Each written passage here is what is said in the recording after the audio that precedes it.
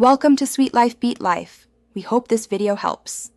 You start by cutting power and preventing shorts. That is non-negotiable.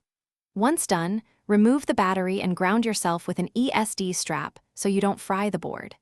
Make sure to consult the service manual for your specific model so you know which screws to remove and where the camera sits. Then remove the bezel carefully. Use gentle prying to avoid cracking plastic. This initial access step saves time and prevents damage when you get to the camera ribbon and connector. You now inspect the cable and connector closely. A bent pin or dirt often causes total failure. Once you see the connector, lift the latch, slide the ribbon out, clean contacts with 90% plus isopropyl on a lint-free swab, and reseat the cable firmly before locking.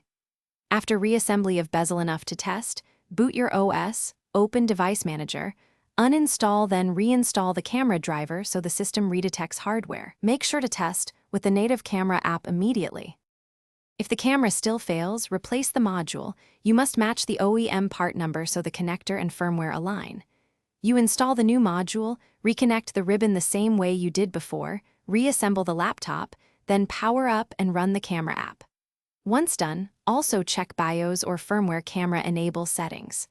Troubleshooting tip: if it still won't work, boot a Linux Live USB to determine whether the problem is hardware versus your installed OS drivers. This isolates the fault quickly. Thanks for watching. Consider subscribing if we helped you.